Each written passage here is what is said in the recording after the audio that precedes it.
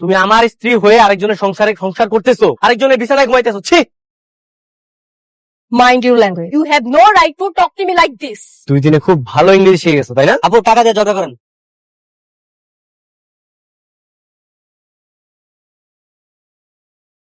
মিষ্টি, আমি তোমাকে ভালোবাসি। কিন্তু আমি তোমাকে ভালোবাসি না। কেন? কারণ তুমি এখন টাকার নেশায় দ্বিতীয় সুলেমান খান হয়ে গেছো। মানে? তুমি বুঝতে পারছো না এই গরিব লোকটার কি দোষ ছিল? তার মুখে এভাবে টাকা ছুঁড়ে মারলো কেন? এটা তোমার টাকার অহংকার না?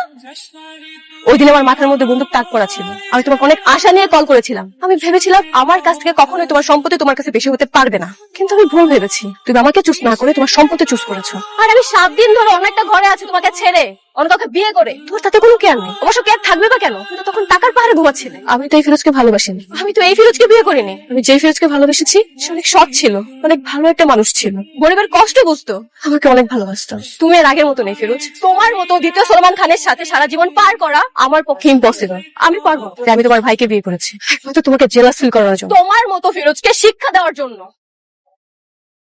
হাত ছাড়ো। না, হাত ছাড়ো ফিরোজ। ছাড়বো না। আমি হাত ছাড়তে বলতে রাস্তার মধ্যে চলো, কি করছো? হাত ছাড়ো।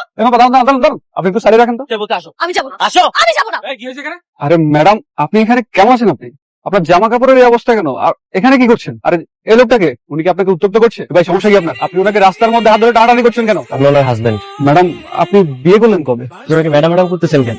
আপনি চেনেন ওনাকে? আমি ওনাকে অবশ্যই চিনি। উনি হচ্ছে স্নেহা গ্রুপ অফ ইন্ডাস্ট্রির মালিক। একসময় উনি আমাকে অনেক উপকার করেছেন, তাই আমি ওনাকে কখনোই বলতে পারবো না। গ্রুপ অফ ইন্ডাস্ট্রির মালিক। ও ওই কোম্পানির বুয়া, কাজের বুয়া, ওইখানে কাজ করে। তো কি বলছেন এসব?